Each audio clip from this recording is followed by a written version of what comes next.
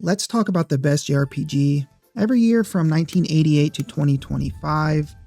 Most of these I've played. Some of them I'm just going to use like critic and fan reactions to kind of figure out which game I should pick.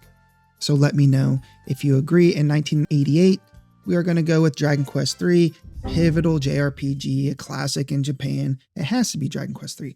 1989, Phantasy Star 2 came out, and it really expanded the scope of JRPGs from fantasy to sci-fi. Phantasy Star 2. 1991 is Final Fantasy IV, which was on the Super Famicom. 1992, a game that I'm playing through right now, Lunar Silver Star Story. Absolutely love it. Nothing in 92 really comes close to that in my opinion. And these years mark the shift from kind of basic JRPG building blocks into a narrative spectacle genre. 93, you had Phantasy Star 4, which definitely refined a lot of the earlier Phantasy Stars. 94, it has to be Earthbound. It has to be Earthbound. It actually has this cool American small town weirdness and Japanese gameplay. Super quirky, super unique, but super duper loved by everybody who's ever played it. 95, obviously, has to be Chrono Trigger. It debuted and it's basically considered one of the greatest, if not the greatest JRPG ever made. Multiple endings, the combat, which was more action focused, awesome cast, and even to this day, it's still up there with the greats of all time. And you can really see in this kind of between 88 and 95, how it went from just building blocks to you can just feel the ambition of the JRPG genre accelerating every single year. They're trying to top it year over year. So we're going to get into 96, and this is where we transition to like the PS1 era of consoles. And 96 actually had Star Ocean. It had these cool real-time movement in battles, and it also expanded this kind of space fantasy angle. And I think fans appreciated the technical leap. I played it when I was little, but going back and looking at kind of the original graphics, it actually looked pretty good for 96. 97. Of course, it is Final Fantasy VII. And this is the one JRPG that just exploded JRPGs globally. Iconic characters, iconic cutscenes, iconic music, iconic storyline. You know, it actually was a storyline that broke the mold. It was heartbreaking in a lot of ways. Its reception was just massive. And for a lot of Western gamers, this was their introduction to this awesome genre. So 97 is 7. 98, another all-time great, which I haven't played, but it would be a shame if I didn't put it here. And that is Xenogears. And kind of going through the synopsis of it here. It's a very deep and layered narrative about, psychology and religion and kind of mechs. And I don't know if it's still considered a cult classic because of how beloved it is, but it's definitely a fan favorite. And I've read some people feel the mechanics are a little dated. So for 98, we go Xenogears. 99, my personal favorite Chrono game, Sumi Chrono Cross. Ambitious, divisive, but very rich. I love the soundtrack. It's still one of my favorite RPG soundtracks ever. And to me, it elevated what an RPG could be in both kind of structure and scope. 2000, one of the most underrated RPGs ever. It was the game that I made my very first YouTube video on, and that is Skies of Arcadia Dreamcast. Air pirates, sky ships, open skies, like airship battles. And it didn't sell. It wasn't the biggest seller, but anybody who's ever played Skies of Arcadia will not shut up about it. We love Skies of Arcadia. So for this list, Skies of Arcadia stands out in 2000. 2001, we got Final Fantasy X, the voice acting, sphere grid, the narrative of the pilgrimage. We all love it. 2002, Xenosaga Episode 1, a very ambitious art JRPG, very philosophical in Xeno, fashion. A game that I want to go back and play because I haven't played it since the PS2, and back then I feel like it was a little too big for my tiny mind. 2003, another game that I haven't played, but I've heard great thing, and that is East 6, Arc of Nephistism. You can tell I haven't played it. I'm going to leave that in there. You guys let me know if you agree. Like I said, all these, I haven't played every single one of these, but it's kind of a mixture of fan reception and critical reception and sales, and I'm putting all that together along with maybe my own experiences. 2004, still my favorite Dragon Quest game because that was Dragon Quest coming into 3D, Dragon Quest 8. We love the toon shaded 3D, the open, it wasn't open world, but the explorable overworld. I loved it. It's one of my favorite kind of overworlds in JRPGs. I love Dragon Quest 8. 2005, Fire Emblem Path of Radiance. And yes, I do include tactical strategy hybrids in this, because under the hood, they are still a JRPG in my opinion. Now we're getting to the mid and late 2000s. This is like a weird time in JRPGs, the PS3 360 kind of moving forward. And for 2006, we have Final Fantasy XII. You guys know I am in love with the Gambit system and the world and the political intrigue. I love all of that.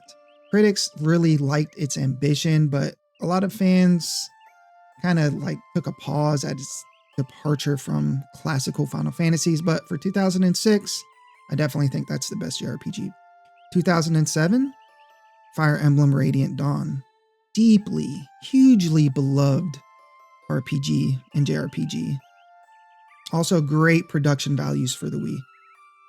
2008, another game I haven't played, but people always tell me I need to play Valkyria Chronicles, a unique blend of strategy, kind of JRPG sensibilities, the art style, which I've seen, obviously beautiful, very innovative, I've heard. So 2008 gets that. 2009, let's give some more love to Dragon Quest IX. 2010, a game that I didn't know I would end up loving so much. That's Xenoblade Chronicles. This massive open world, cool combat, huge scope, and kind of the start of a great and mythical JRPG franchise.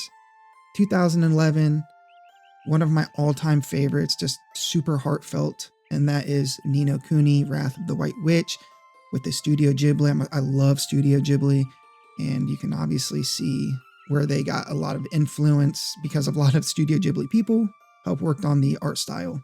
Emotional story, I actually love the gameplay itself. 2012, Fire Emblem Awakening, which I've read, people say it rescued the franchise. I think I would have to agree with that. For me, like Fire Emblem was never like on the back burner. So it was always a good franchise, a great franchise in my opinion, but I guess to maybe the mainstream, it hit a little bit harder. 2013, another game I didn't play, Shin Megami Tensei 4. Heard nothing but great praise for this game. Deep and dark and kind of a niche RPG. 2014, I got something for you guys. Child of Light. This was a Ubisoft game. And yes, it was Western developed, but it is a JRPG. And it has such artistry and heart. And God, can you imagine if Ubisoft still made games like that? I think, I bought Child of Light for like $4 on sale. If you haven't played it, I suggest you buy it. It's not a super long game or anything. Give it a shot. Child of Light. 2015, Xenoblade Chronicles X. For all the reasons ×2 that I picked Xeno Chronicles earlier. 2016, this is what I call kind of the modern era. Persona 5, an all-time great, stylish, rich, great mechanics, mechanic dense, and it's a complete modern classic. So 2016, Persona 5. 2017, Dragon Quest 11. I really like Dragon Quest 11. It's not my favorite Dragon Quest, but for 2017, we go 11. 2018, the start of another great franchise, even though there's only 2, Octopath Traveler. I love the graphics. I love the 8, heroes, the 8 protagonists. It kind of got fans and critics excited, like really excited for these 2D old school JRPGs. So I always appreciate Octopath for that. 2019, Fire Emblem Three Houses, which was the first kind of like super mass appealing Fire Emblem game. Life sim, JRPG storytelling, tactics, fighting. You gotta love it. 2020, I'm gonna give this to the 7 remake. I loved it. Could it have done things a little bit better, like with pacing? I think so. There's a couple parts of the game that dragged, but on the whole, I love 7 remake. 2021, Tales of Arise. I really loved Tales of Arise more than I thought I would. I was never the biggest Tales fan. I always liked the franchise, but I wasn't like head over heels with Tales. But this one, I really, really loved it. Beautiful, beautiful art style. Probably the best cel shading JRPG that I can think of. 2022, Xenoblade Chronicles 3. One of the franchises that just keeps getting better and better, in my opinion.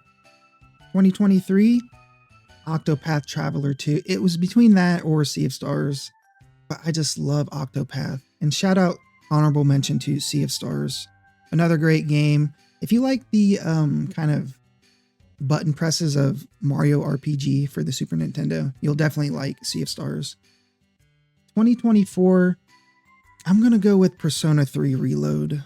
I never played the original, so I don't know how much of a big difference it is. I know they kind of revamped the gameplay to make it more in line with Persona 5, which was the big coming out party for Persona. I love Persona 3. Very weird. A lot more weird than Persona 5, but I love it just as much, maybe more. And 2025, for me, it's easy. It's my game of the year 2025, and that's Clair Obscur Expedition 33. Beautiful graphics, beautiful story, crazy ending. If you haven't played it yet, you got to. So, with that said, I will wrap up. Let me know what your favorite on this list is. Let me know where you agree. Let me know where you disagree. What would you have put in some of these years? And for some of the games that I haven't played yet, do I need to play them right now? Let me know which ones. Have an amazing day. Don't forget to like and subscribe, especially if you've watched a couple videos of mine. And have a great day. God bless.